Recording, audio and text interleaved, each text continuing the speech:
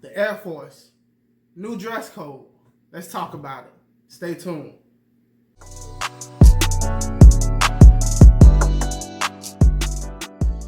What's going on, folks? It's your boy Javier with the Javier Show. Make sure you say it twice. I'm here with your latest, I'm going to be focusing on religion, and we're going to be focusing on politics on this channel. So make sure you hit that subscribe button so you can get all the notifications for the new videos released every week. So let's get into it. Let's see what we're talking about with the Air Force. Just heard about this story today. I'm reading off of Fox News.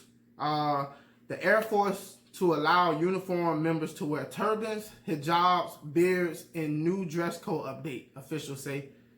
The United States Air Force updated its official dress code policy this month in observance with religious practice to allow military personnel to wear turbans or hijabs as part of the uniform. The Air Force released an update to the dress and personal appearance of Air Force personnel code on February 7th, now permitting airmen to request a waiver to wear religious apparel while in uniform as long as they are neat and conservative.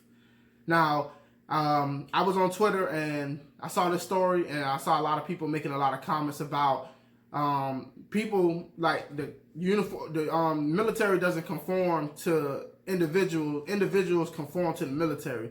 So, especially a lot of conservative people, they've been talking about why this shouldn't happen and why they shouldn't allow people to wear turbans and hijabs and stuff like that while working in uniform. Now, my thoughts on this is simple. I feel like we should be able to, I really like, we should respect people's religious beliefs. Now, I do know that the military offers like chaplains and people who help people with religious services in the military. And if I'm not mistaken, I do believe that they are paid. I'm assuming with taxpayer money. If I'm mistaken, somebody please let me know in the comments below.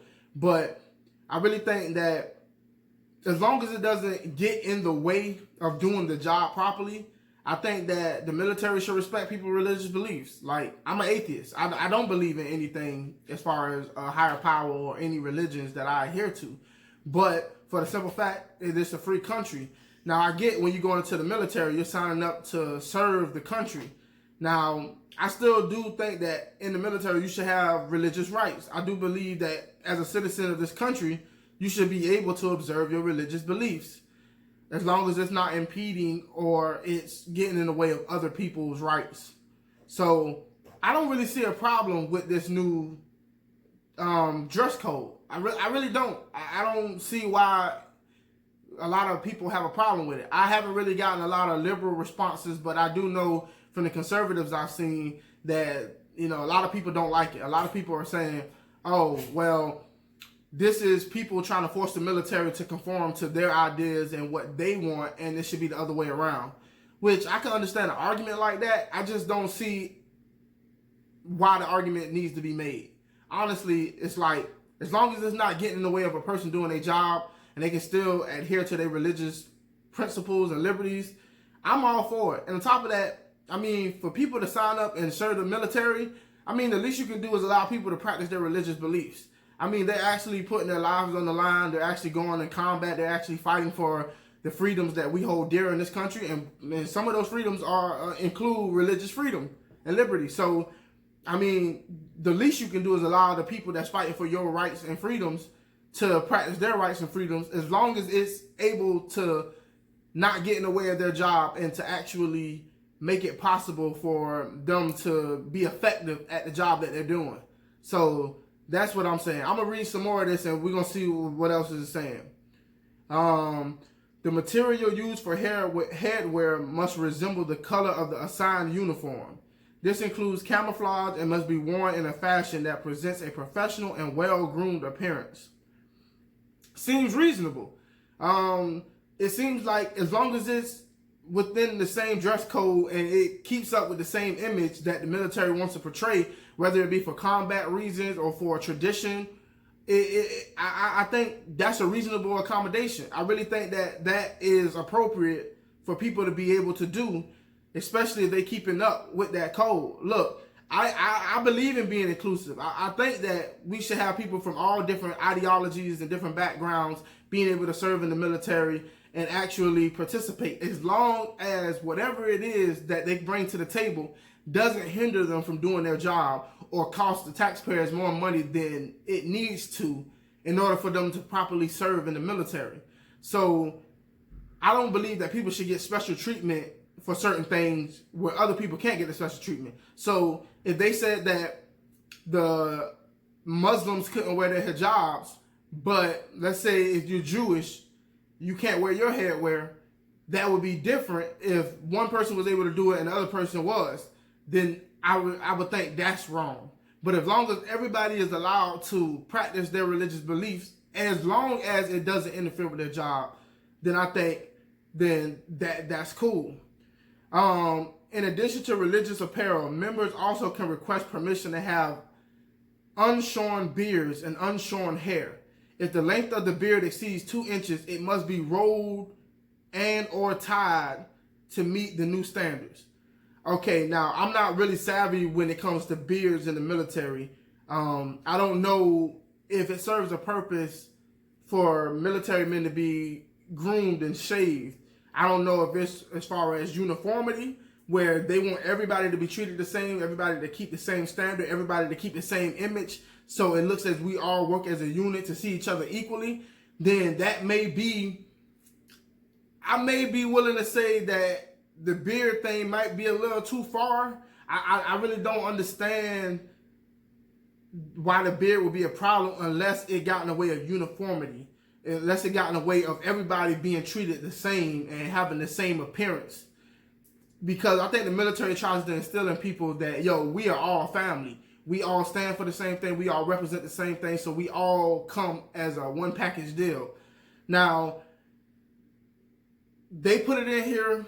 It may be some reasons. We're going to keep reading a little more and see what's going on. But I think that the beard thing, I'm a little iffy on that right now, because I don't know if that's going to...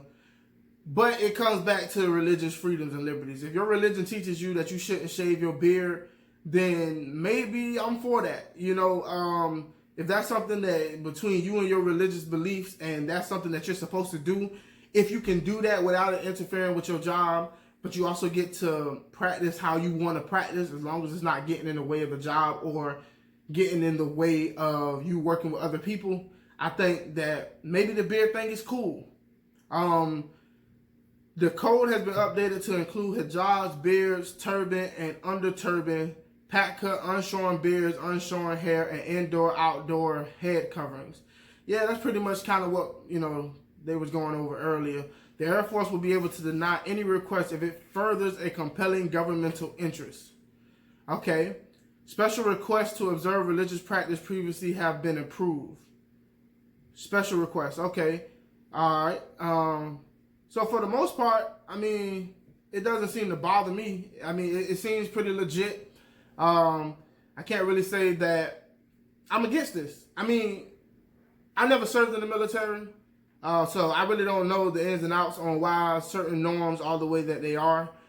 From my understanding, I think it's about, you know, keeping a certain image and moving as a unit and being on the same accord with everyone. And it's also about discipline. It's about knowing what you're there to do and why you're there to do it, and making sure that you represent the U.S. military in the way, in the fashion that they want to be represented. But also, I do believe that people have the right to practice their religious beliefs as long as it doesn't impede on other people's rights. I don't know if you join the military, are you considered still to be a private citizen? I don't know if you give up certain citizen rights, but that's also something that you would have to, you know, keep in mind. But also, the military decided to go forward with this. Now, am I saying it's the right thing to do or the wrong thing to do? I'm not. I'm not saying either or. But what I am saying is that apparently whoever made this must feel like this is an appropriate thing to do, that it will not impede or get in the way of people successfully exercising their duty and carrying out what it is that they're supposed to be carrying out when they're supposed to be carrying it out.